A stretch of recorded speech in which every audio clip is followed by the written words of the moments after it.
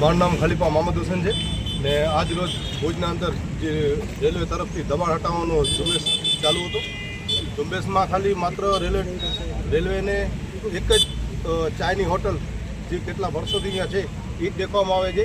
આ તૂટ્યો એનો કોઈ વિરોધ નથી, પણ માત્ર ખાલી એક જ તૂટ્યો એ માટે અમને જવાબ ખપે છે કે એ જ રસ્તામાંથી 100 મીટરમાંથી બીજો પર દબાણ છે તો એ શું સત્તા પક્ષમાં ભેગા છે એના માટે એ લોકોને તોડવામાં નથી આવતો કે જે ગરીબ લોકો જે મહેનત મજૂરી કરીને પોતાનો ઘર ચલાવે છે તો એને જ ખાલી તોડવામાં આવે છે.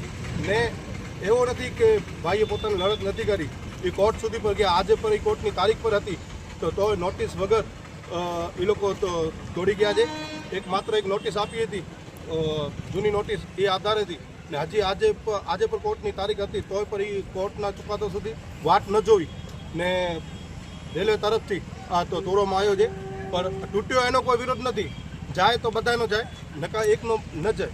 આ જ રસ્તામાંથી બે જ દબાણ છે ને બે સેમ ધંધા છે.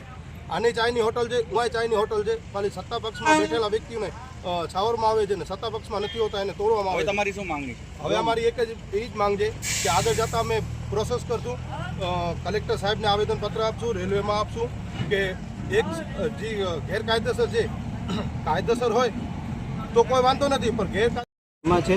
હું 20 વર્ષથી ચાયનું અહીંયા રેકડી ચલાવું છું. મારા ખિલાફે જો ભાજપમાં બેઠેલા સત્તા પક્ષમાં જો માણસ છે, જો માથાભારી છે ને રેલવેની ગેટ ઉપર જો પાકું બાંધકામ કરી ને બેઠા છે ને મારું ઝૂંપડો તોડવામાં આવ્યો. રેલવેને પ્રશાસનને ઘણી વખત રજૂઆતો કરી તો છતાં પણ મારો માન્યો નથી ને હું આજે રોડ ઉપર આવી ગયો છું એકદમ ને वो માણસો સત્તા પક્ષમાં બેઠેલા છે, પાકા બાંધકામ કરી ને રેલવેની અડચણરૂપ જો જગ્યા છે એમાં કને આ માણસો બેઠા છે. આમાં કેટલી વખત અરજીઓ કરી છે, રેલવે પ્રશાસનને આઈટી કરી છે તો પણ કોઈ આમાં આને નોટિસ પણ નથી આપતા ને આનું જો મેટર છે 2020થી ચાલે છે, 2020થી ચાલે છે કોર્ટમાં, તો આનો નિકાલ નથી આવ્યો ને મારું 2023માં હું કોર્ટમાં ગયો છું ને આજે 3 વર્ષમાં મારું દબાણ તોડી દીધો છે અને મારો પક્કો પણ બાંધકામ ન હતો, ઝૂંપડો હતો. જો મારો પરિવાર માટે હું ગુજરાન ચલાવું છું કેવી રીતે ને આ માણસ જો સત્તામાં બેઠેલા છે, પાકા બાંધકામ કરી ગેરકાયદેસર સમજી લો વાં કને દબાણ કરી ને રેલવેની પાર્કિંગમાં નુકસાન કરે છે ને રેલવેમાં જેટલો મેઇન ગેટ ઉપર આવી ને પાકા બાંધકામ કરીને બેઠા છે.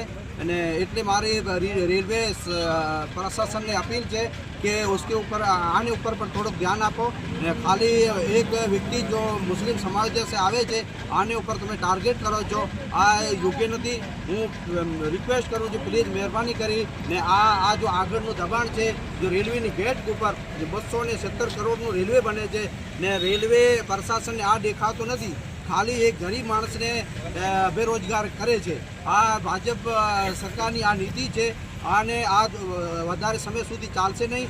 અને હું કોર્ટમાં પણ ગયો છું, આપણા હાઈકોર્ટમાં પણ હું જઈશ ને આને ઉપર કાયદેસર પગલાં લઈશ ને જો પ્રશાસન મારા ખિલાફે જો આ એક્શન લીધો છે, આ મને નોટિસ વગર લીધો છે, કંઈ આજે નોટિસ પણ નથી આપી ને મને આજનો દિવસ માંગ્યો તો પણ નથી દીધી. મારે 50 લાખ જેવું નુકસાન પણ કરી દીધો છે. જો ઝૂંપડો હતો, બીજો માલ સામાન હતો, પાણીનું ટાંકીઓ બધા નુકસાન કર્યો છે. બસ એટલો જ કહું છું.